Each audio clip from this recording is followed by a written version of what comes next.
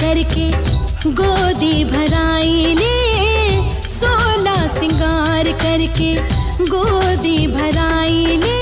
सैया सैया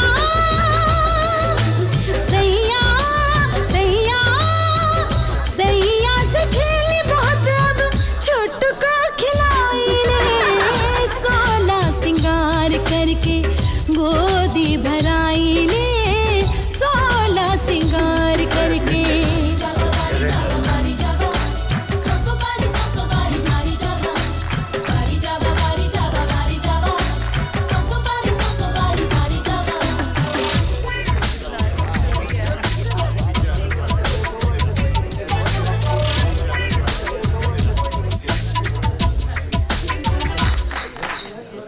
छोटू जो आवे घर में, छोटू जो आवे घर में, छोटू जो आवे घर में नानी बहलावे, पायल पहन के नानी नाच दिखावे।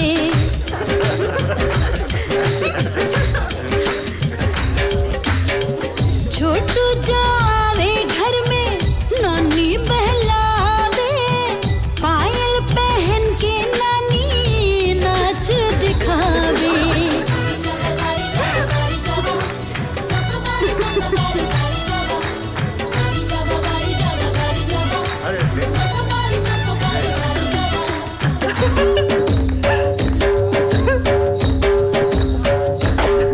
हाँ छोटू जो आवे घर में, छोटू जो आवे घर में, छोटू जो आवे घर में मासी को बुलावे, नाती बदल के उनकी लोरी सुनावे। नाती मासी की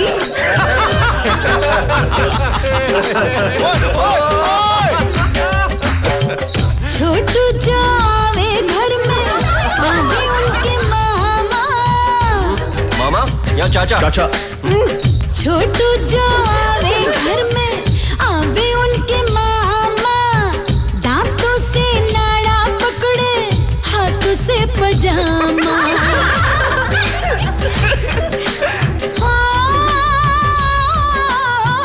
तेरे